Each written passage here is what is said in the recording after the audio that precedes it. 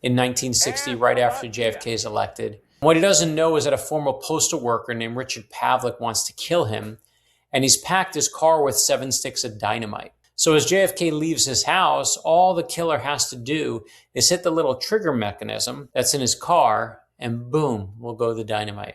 And what saves his life, I don't want to ruin it, but it has to do with Jackie, and it's one of the craziest JFK stories you've never heard. Welcome back to the Facts First podcast. I'm your host, Tim Blaine. My guest today is Brad Meltzer, an Emmy-nominated and #1 New York Times bestselling author of thrillers like The Lightning Rod and The Escape Artist. He is one of those rare writers to hit bestseller lists across multiple genres, and he's written bestselling nonfiction like The JFK Conspiracy, which we're going to talk about today, and The Nazi Conspiracy. Brad, it's such an honor for you to be here. Thank you so much. Thanks, Tim. Appreciate it. This, and I'm sure I'm not the first person to tell you this, but this book is a nonfiction work that reads like fiction. And was that an intentional thing for you, or is that so ingrained as a fiction writer that you just can't help but tell stories like that? I think it's just the way that I like stories to be told. I mean, I write thrillers and have written thrillers for almost 30 years now. And for me, I don't care about, the tiny minutia of where this is on the map and what happened on the, resolution number 1926. Like, it doesn't matter to me. What matters are the real people and what really happened.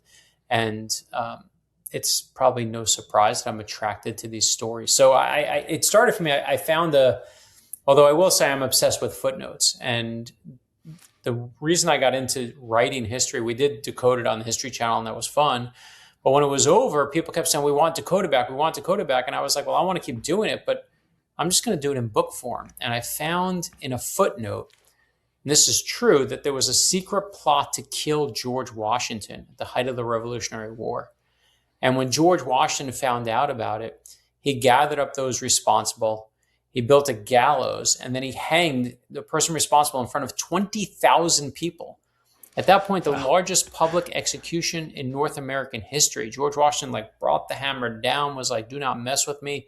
My name is George Washington. I'm going to be on the money one day. Right? Like, he was just not playing around. And I read that story and I was like, is this true?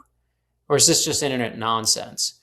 And I went to a really well-known Pulitzer Prize winning Washington biographer, and I said, is this story true?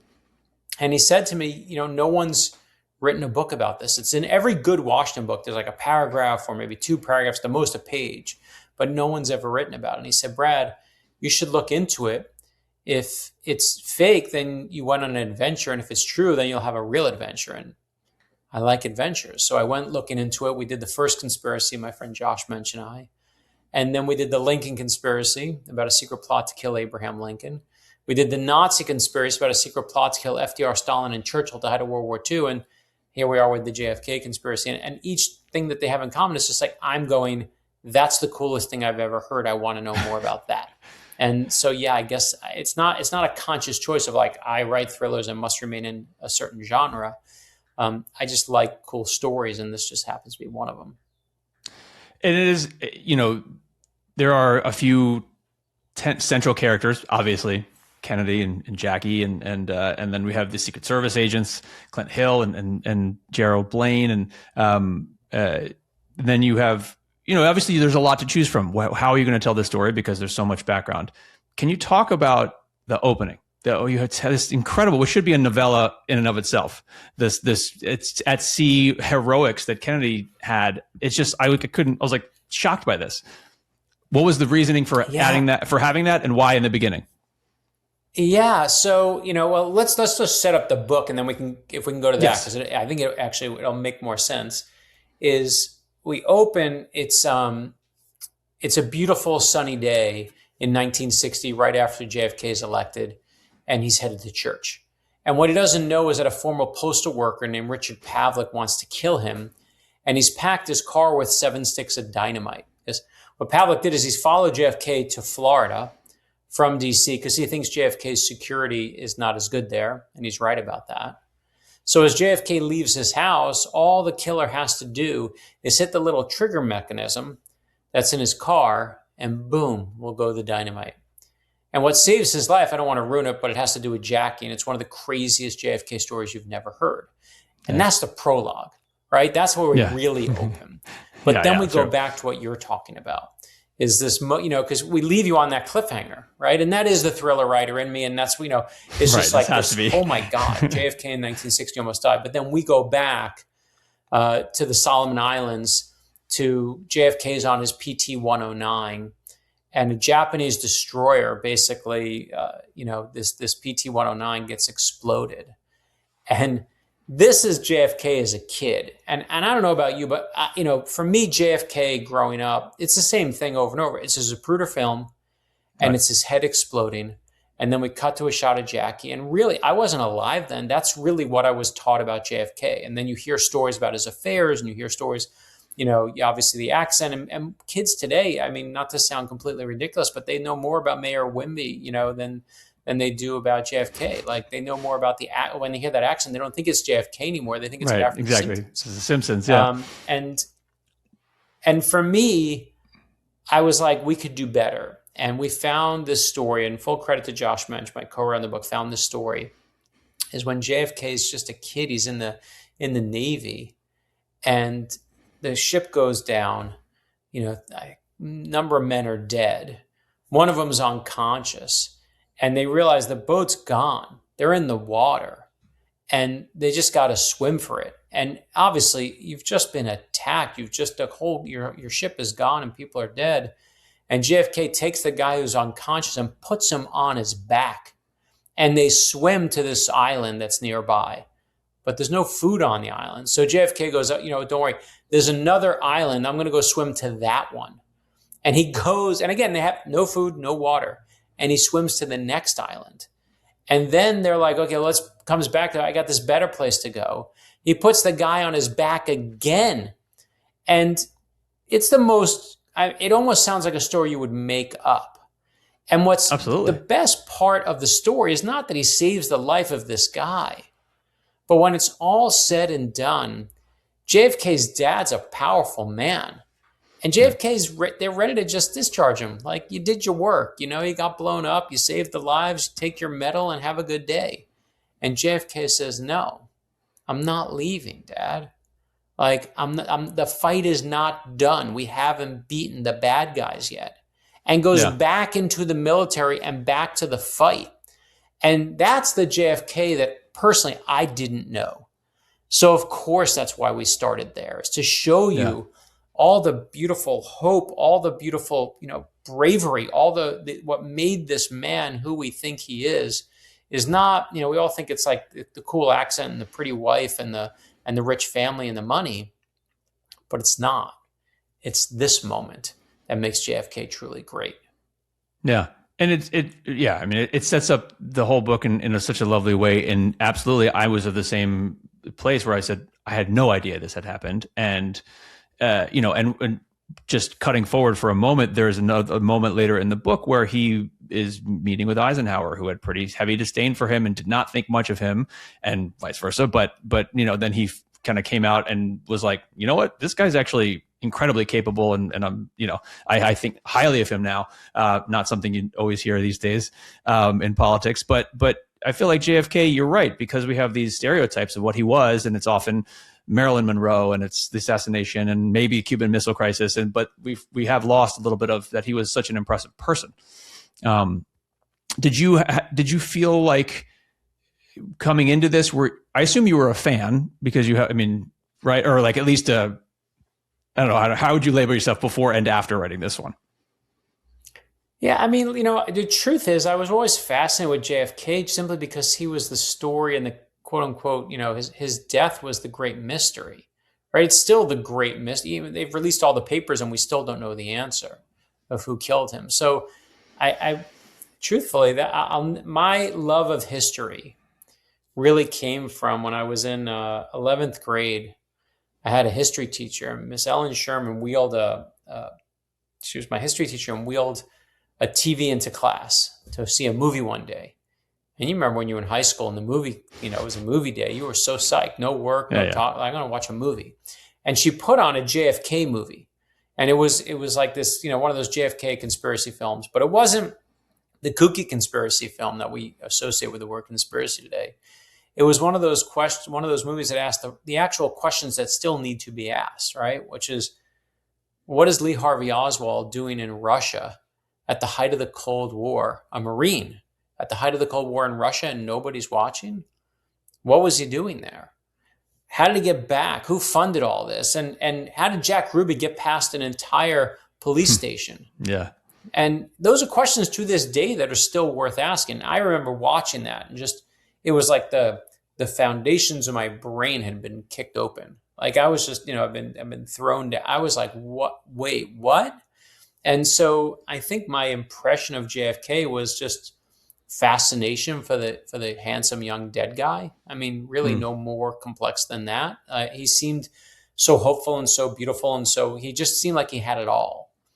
And I think what I admired when I was researching this book and when we were writing it is exactly what you said. Is, Eisenhower wants to hate this guy. He just, he's beating his guy. Like Eisenhower is your dad's president, right? He's the guy from the old school. He comes home and he, says, I had a good day at work and where's my dinner on the table? It was like an old way of living. And JFK was a new way.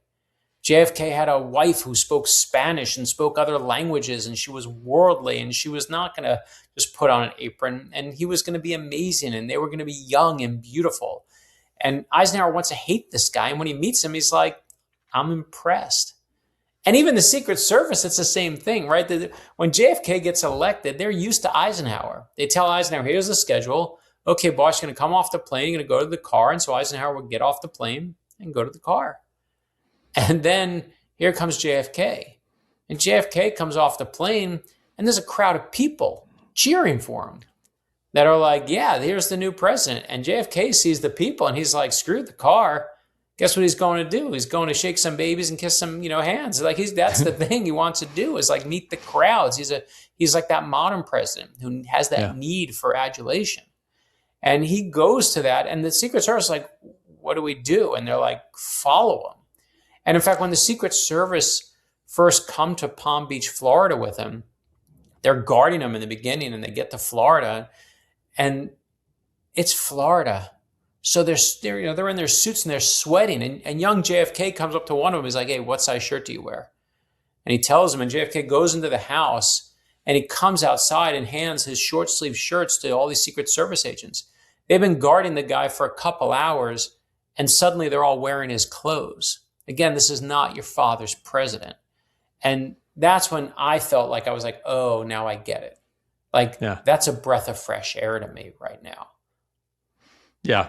And then, jumping forward a little bit, also, there is a great, this scene feels right out of a movie or a show. That the scene where Mamie Eisenhower is giving Jackie a tour of the White House, and she's just had a baby and she could barely walk, and there's supposed to be a wheelchair there, but Mamie doesn't want to be the one wheeling her around because she wants it to be a one-on-one meeting. So they kind of conveniently like have one there, but never offer it. And it's like, what a tug of war this was. And same thing, old world, new world. Mamie was super proper. Jackie was proper, but new. Yeah, this is the greatest fist fight between first ladies with no fist thrown, as far as I'm concerned, right? I mean, here is Jackie Kennedy has just given birth. And let's just mention for a moment that on the night she gives birth, JFK is not there. He's on a plane headed to Florida. And he knows that, that she's 9 months pregnant. Do you know what my wife would do to me if on the night she gave birth, I was like, I'm getting on the plane, I got to go? Like, I wouldn't be sitting here today. But so when she gives birth, the person that's with her is her Secret Service agent. Clint Hill is the first one to respond.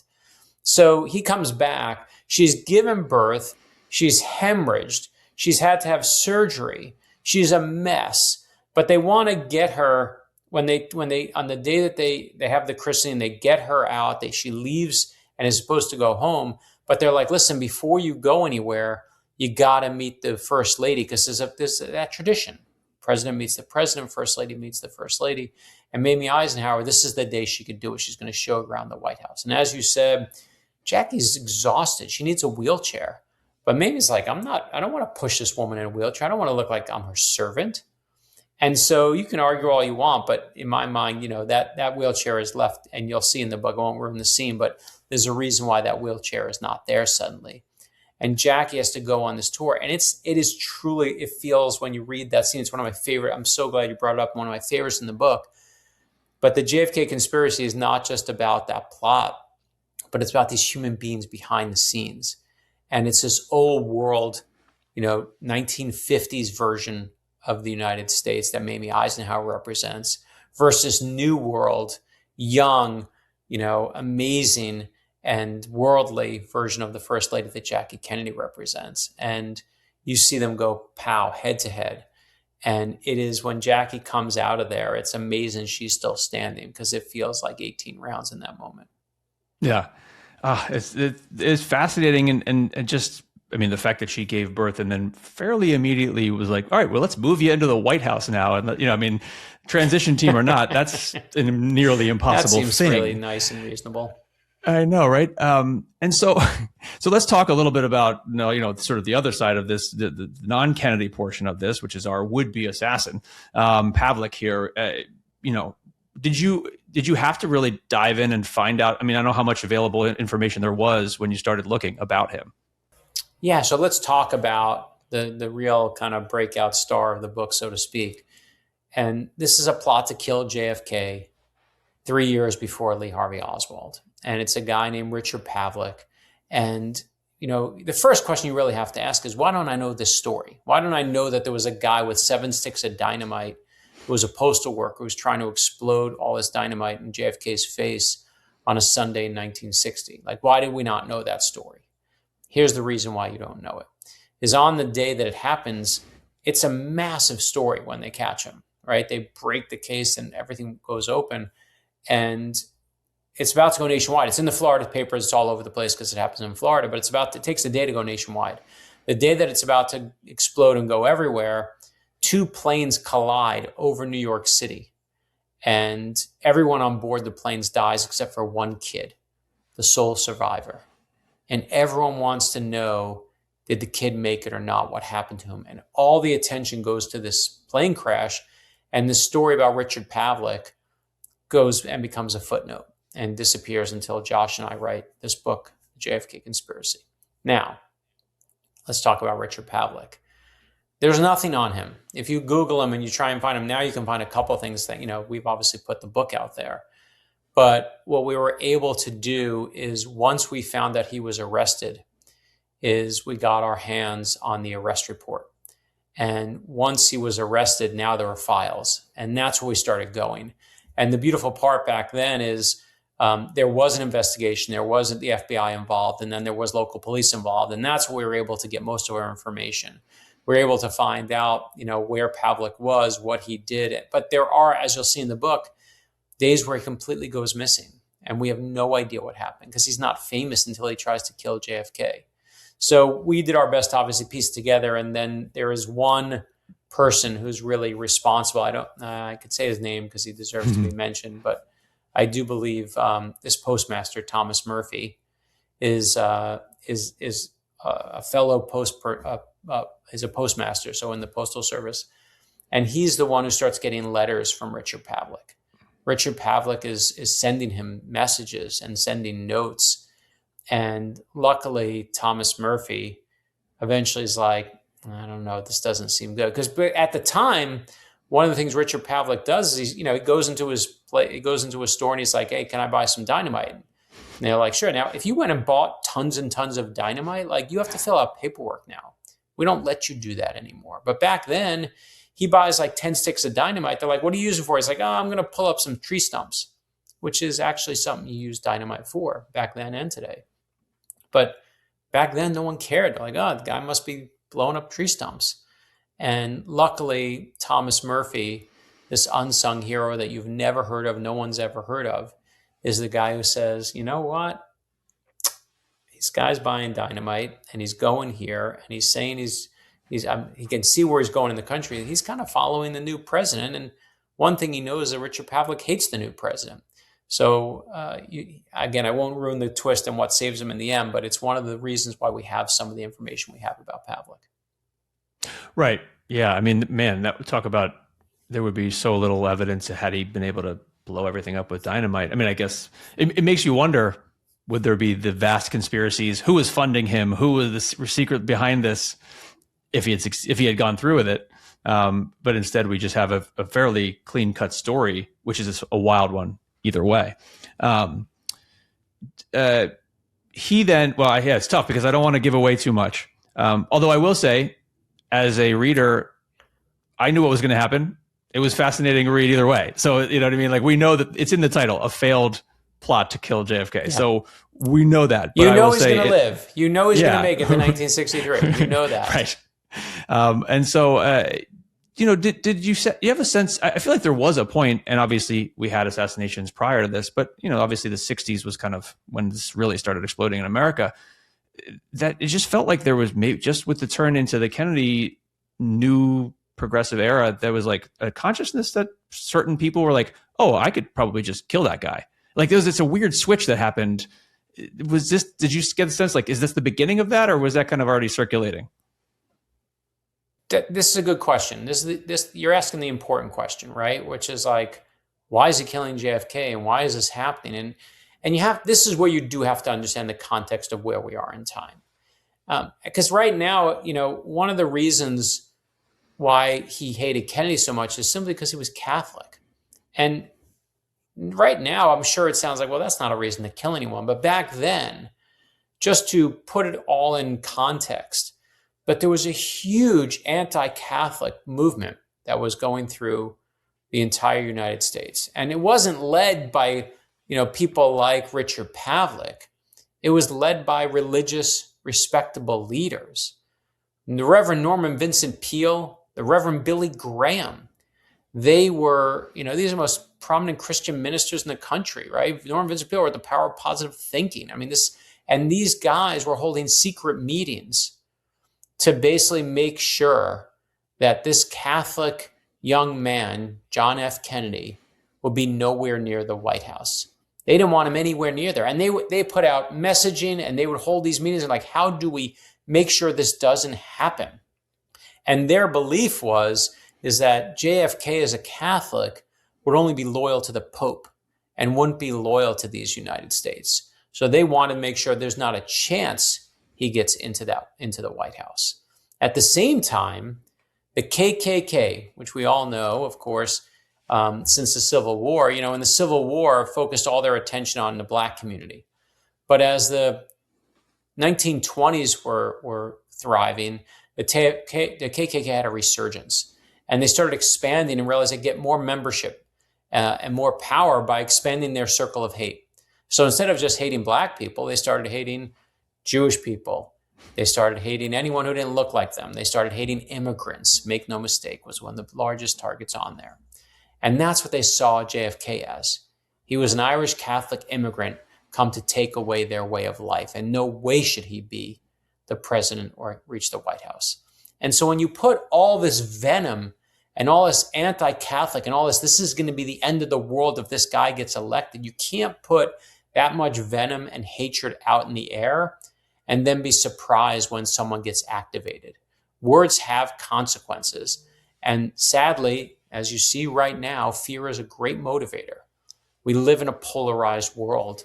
And you can't hold yourself out as like, throw punches, so punch, and then be shocked when people start doing exactly what you're asking.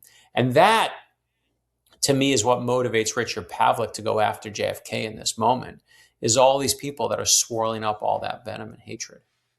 You do talk about JFK's affairs and his, can you talk a little bit about his relationship with Jackie, what you learned, how this changed you at all? So Jackie is by far probably my favorite part of this entire book. And, we don't pull our punches with Jackie. We show you, when you read the JFK Conspiracy, you're going to see the affairs. You're going to see what happened. You're going to see who with. And there's even a moment right before they get married where one of JFK's dear friends comes up to Jackie and says, he likes women.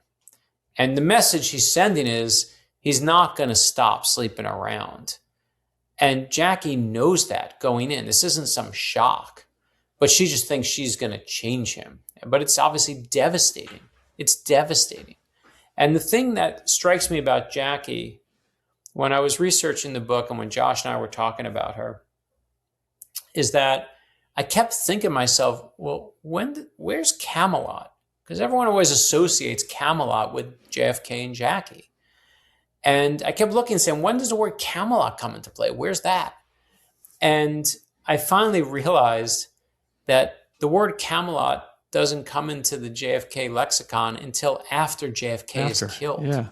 It's after he's shot in Dallas that Jackie is obviously distraught, and you'll see the entire that day in Dallas in the book. We end the book with that, of course. And you'll see it from a perspective you've never seen before. You'll see it from Jackie's perspective and from Clint Hill's, her Secret Service agent's perspective. But Jackie's so distraught, she says at the end she'll grant one interview on the subject of her husband's death, just one interview.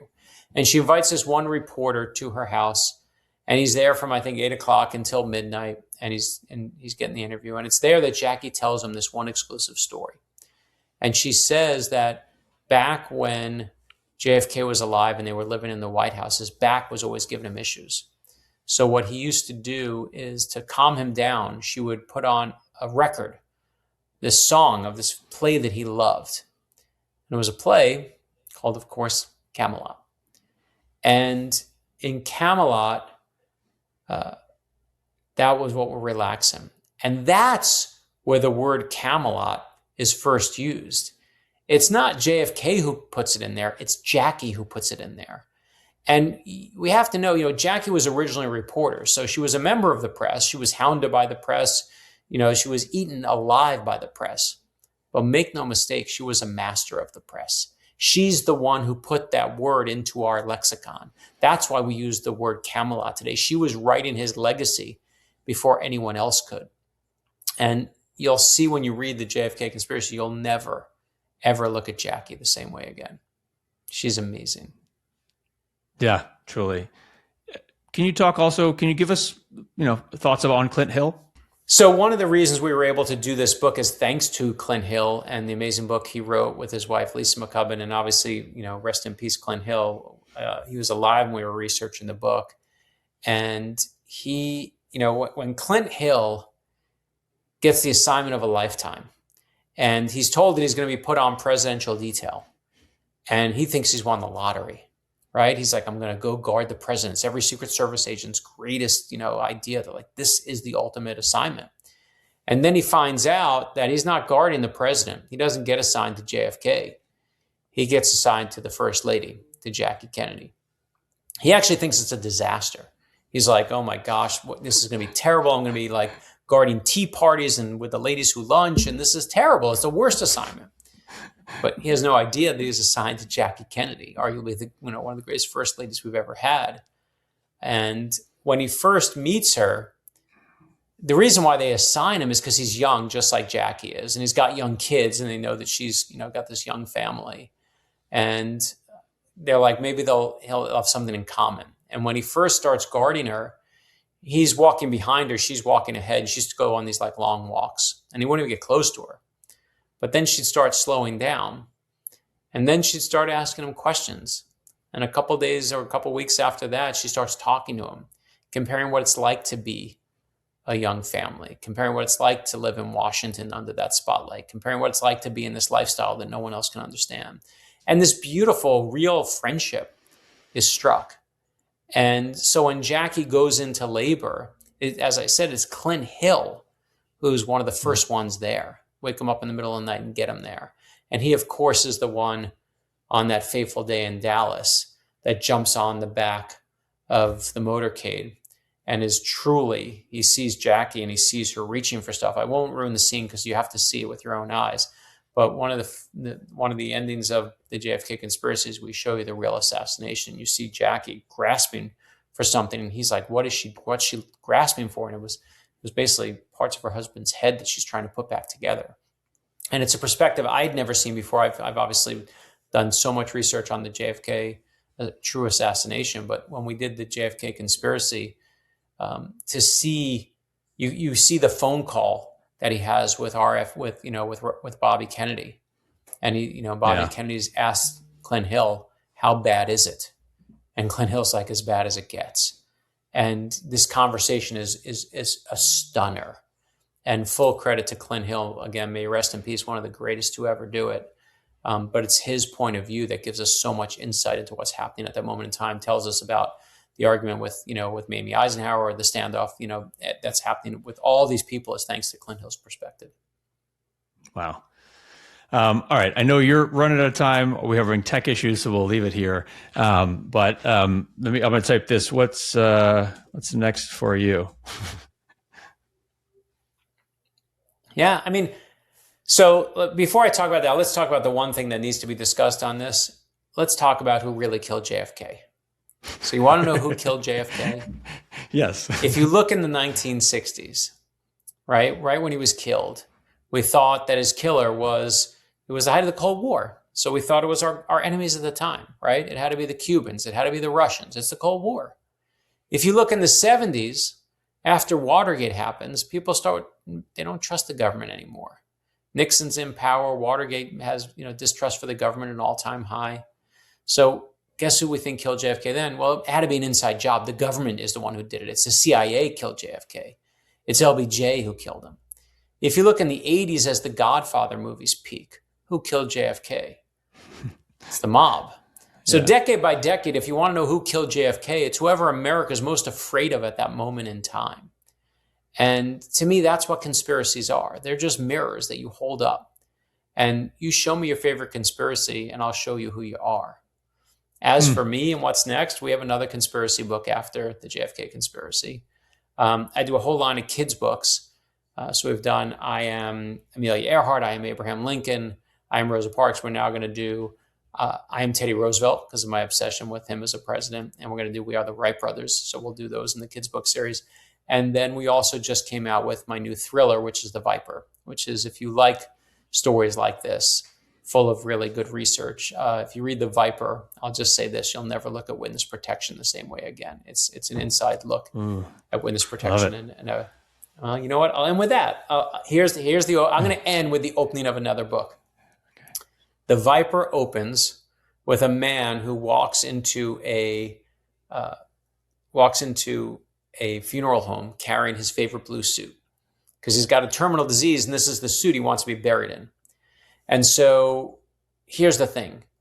If you go into your local bank and you open up a safety deposit box, paperwork gets filed. It means the government can eventually track it. Same thing if you go to the P.O. box and you open up, at your UPS store, paperwork gets filed there too. But if you secretly sew something into the lining of your favorite suit and you hand that suit to your local mortician, you have an ultimate untraceable hiding spot. So man goes back from the funeral home, goes to his hotel room. There's a man with a gun waiting, says, "Where is it?" The man with the suit says, "I don't know what you're talking about." He shoots the man dead.